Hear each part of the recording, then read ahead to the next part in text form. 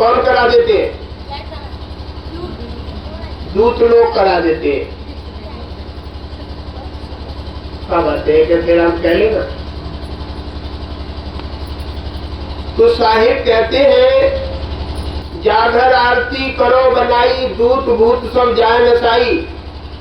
ऐसी बुद्धि गुरु वालों की नहीं होनी चाहिए कि हमें किसी का घर हम बिगाड़े। जो किसी का घर बिगाड़ता है उसका घर भी किसी न किसी दिन बिगड़ जाता है। इसलिए जिसके घर संत महात्मा आते हैं उनसे दूत डरने लगते हैं कि इन्हें ज्ञान हो गया है, ये हमारी बात को समझ लेंगे कि ये दूत है, हमारी बात के कहने से ये हमारी बात इनके घर में नहीं चलेगी। अब इनकी बात हमारे घर में, हाँ, तो जो चालाक लोग होते हैं वो दिमाग को चेक कर लेते हैं कि ये हमारी बात जो है समझेगा और समझ करके अपने घर हमारे कहने से चलेगा या नहीं चलेगा। वो समझ लेते हैं हमारे कहने से चलेगा तो समझ लेते हैं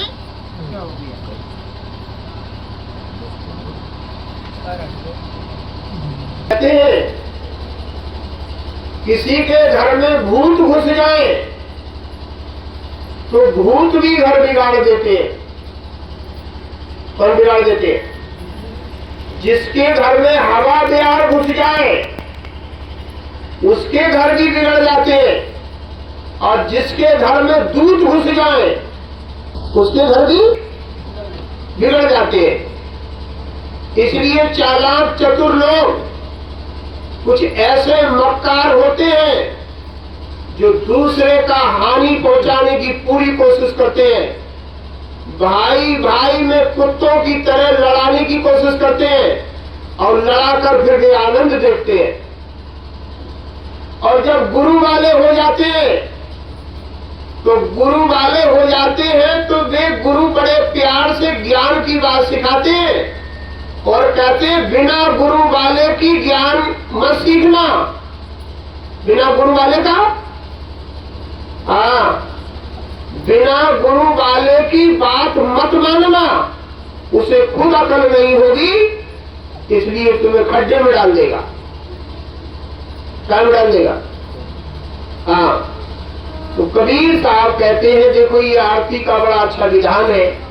जिसके घर में ये पूजा आरती होती है तो वहाँ उस घर के जितने भी सदस्य होते हैं जो गुरुमुख होते हैं वे चालाक हो जाते हैं। क्या हो जाते हैं? होशियार हो जाते हैं। फिर हमें ऐसे मूर्खों की बात कतई माननी नहीं है, कतई नहीं माननी है। और कोई चालाकी से मनवा रहा है तो वे अपने गुरु से पूछते हैं गुरुजी ऐसी बात है, कोई हमें राय दे रहा है, ये इसकी राय मान ले या ना मान ले। तो गुरु अपनी अकल लगाता है, अपनी अकल लगाकर कहता है बेटा तुम ये बात इसकी मत मानना, ये तुम्हें हानि पहुंचाने की बात कर रहा है। तो गुरु लाभ पहुंचाएगा नहीं? क्यों साहब? हाँ, इसलिए कबीर साहब कहते हैं जिसके घर में ज्ञान की चर्चा होती है उसके घर में ये इधर उधर के चुगलखोर, कैसे चुगल लोग, भूत लोग, दूत लोग, इधर उधर की मिलाने वाले, ये भक्ति करने वाले के घर में फिर नहीं आते हैं क्योंकि उनके घर में गुरु टीचर आ गए हैं। कौन आ गए? हाँ, गुरु आ गए हैं। इसलिए उन्हें बारीकियों से गुरु ज्ञान बताएंगे, इसलिए वे किसी की उलझन में नहीं आएंगे। तो गुरु का ज्ञान सीखना चाहिए। तो कबीर साहब कहते जागर आरती करो बनाई, दूत भूत सब जाए नसाई। जागर आरती नाय साजी, तागर धर्म राय की बाजी। जिसके घर में ज्ञान की चर्चा नहीं होती है उसके घर में बाधाएं व्याधाएं नई नई उपज जाती है। एक खत्म नहीं होती है तो दूसरी तैयार हो जाती है। एक खत्म नहीं होती है तो दूसरी बाधा लग जाती है। इसलिए जब कोई ज्ञान की चर्चा, संत महात्मा आते हैं, संत महात्मा जिसके घर में आ जाते हैं, पधार जाते हैं, तो वैसे यही समझ लो जैसे कोई चोर किसी घर में घुस गए हो और पीछे से पुलिस आ जाए, फिर ज्यादा देर में नहीं ठहरेंगे और तुरंत भाग जाएंगे। ऐसे ही जिस घर में संत पधारते हैं और ज्ञान की चर्चा होने लगती है, उसके घर के दूत भूत सब किनारा कर जाते हैं। इसलिए साहिब का जो मार्ग है, भक्ति का जो मार्ग है, उसको कोई लेकर चलता है तो उसके जीवन में आनंद होता है, आनंद होता है। इसलिए भक्ति करनी चाहिए और गुरु संत को बुला करके ज्ञान की चर्चा करानी चाहिए। नहीं तो ऐसे ही जीवन सब जा रहा है, खाली चले जा रहा है बिना गुरु भक्ति के।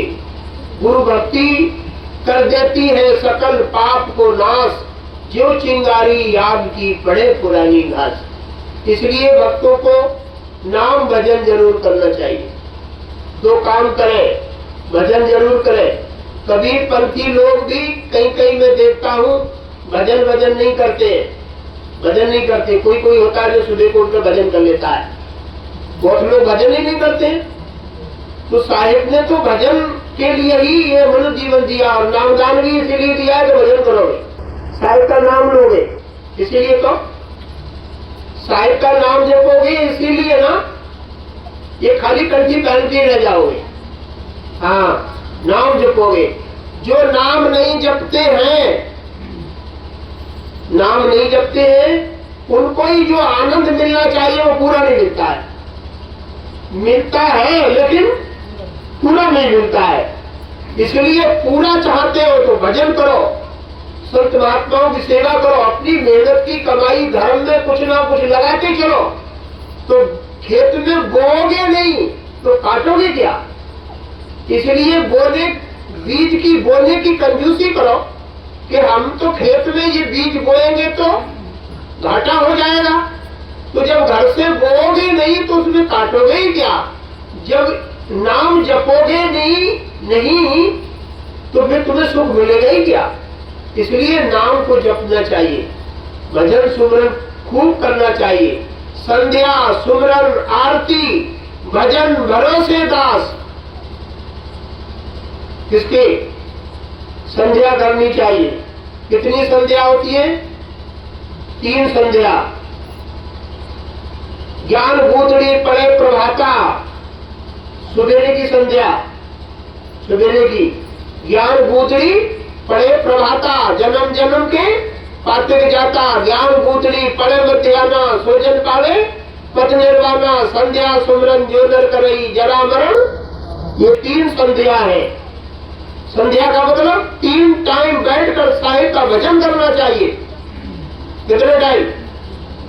सवेरे, दोपहर, शाम। और दोपहर में ना कर मिले तो दोनों टाइम तो करना चाहिए। लेकिन हम लोग करते नहीं है, कबीर पंथी हो गए, कंठी पहन ली और ऐसे ही रह जाते हैं। फिर पूछते हैं अरे ये समस्या आ गई गुरुजी, ये समस्या आ गई गुरुजी, परेशानी आ रही है। तो परेशानी आ रही तो काम ही नहीं कर रहा है पूरा। इसलिए कबीर साहब कहते हैं संध्या कितने काल की? 3 काल की। सुमरन, संध्या सुमरन आरती, संध्या सुमरन आरती, सुबह शाम आरती करना चाहिए। और संध्या सुमरन आरती और भजन भरोसे। किसके भरोसे लिखा है संध्या पाठ में? भजन भरोसे दास। हम लोग साहिब के दास हैं, हम लोग साहिब के दास हैं। इसलिए हमें साहिब के भजन के भरोसे रहना है। किसके भरोसे? साहिब के भजन के भरोसे रहना है। तो भजन करते चलना है। 3 काल में सत्य नाम का सुमरन, सत्य नाम लिया नहीं करो ना गुरु से एक, फिर पछताए का होएगो जब चिड़िया चुग गई खेत। ये मुंह और किसी काम में ही नहीं आएगा।